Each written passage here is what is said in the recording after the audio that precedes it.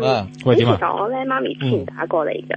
哦，媽咪打過嚟。哦。係啊，講我公公因為攞張床褥翻屋企，然之後俾隻鬼可能揾替身咁樣死咗㗎。咦，好似記得喎呢件事。係啦，咁我就想講翻一個係我阿婆嘅，婆嘅，係咁佢仲健在嘅。係。咁但係咧，佢以前其實呢個故事我諗大約係9年前到㗎啦。係。嗰陣時我就讀緊中學中一咁樣。咁有一次佢就同我講話，對面屋個新抱咧就過咗身，喺結婚周年紀念日車禍過身。咁當時咁佢就都好傷心啦，因為嗰個女仔同我婆婆好好感情㗎，佢成日會揾我婆婆去街。係啦，咁到回魂嗰日就得我，因為我舅父係揸夜間的士嘅，佢同我舅父住，咁佢就冇人得我婆婆啦。夜晚去頭七嘅時候，咁佢就睇下電視，突然間好凍好凍。凍得好犀利，咁佢就好奇怪，因為其實我媽咪嗰邊咧嘅親戚係好對呢一樣嘢係好 sensitive 㗎。係啦，咁然之後咧，突然間有把聲，金太咁講，咁跟住我婆就已經聽見得把聲啦。佢話我婆就黏埋咗眼，唔敢望佢，因為人哋話頭七係最好唔好望到嗰個先人噶嘛。咁佢就話。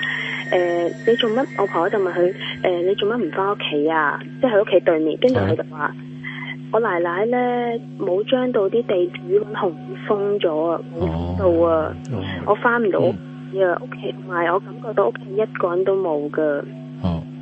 咁佢就話好唔開心，佢話唔知點解我頭七佢哋一個人都唔喺屋企啊咁講。咁然之後咧，我婆就同佢講啦，話咁佢話即係好擔心，佢話佢好擔心佢老公，因為佢老公嗰陣時係深切治療部嘅，仲係。咁佢全程我婆就話講下就話你點啊？佢就話我冇乜嘢，我都幾好。佢話呢個我就唔知點解，但係佢當時咧，我婆婆就聽到佢講話個天咧而家俾咗個類似一個小嘅職位我去做啊，咁講。有天職。係啦，佢係一個好少嘅，我唔記得咗乜嘢，因為嗰陣時都好細個。俾咗個職位我去做啊，感覺我都冇乜事，咁樣都幾好。但係我就屋企冇人，同我翻唔到入去咯。咁跟住我婆婆心尾就好快就話唔得啦，我真係好凍好辛苦，你快啲走啦。咁過咗一陣佢就走咗啦。喂，但係咧，嗱我又聽講咧，就如果係自己屋企嘅咧，地主係會俾入嘅。我唔知啊，因為佢就係咁樣同我婆婆講咯，同埋佢話就算跟住佢就話，因為我冇封到啊，跟住就話，但係就算入到都冇用啦，屋企一個人都冇，我入去做乜啫？咁係咪真係冇人啊？佢屋企冇人，係冇人。後尾因為其實佢哋兩家人都熟嘅，咁後尾我阿婆就話你琴晚你新抱回魂，你冇？你哋成家冇喺屋企咩？佢冇啊，費事啦，因為其實關係唔係好好嘅。費事啦，咁就我哋去咗酒店啊咁講，同埋其實個而家好慘嘅係佢係孤兒嚟嘅，咁係只不過有個養父養母養大佢嘅啫。所以係好慘。到而家都冇人理佢咁咯，即係話都冇人幫佢周安個碑啊定？而家已經唔知道啦，因為但係嗰陣時佢就係咁講啦，話係冇即係屋企係冇人咯。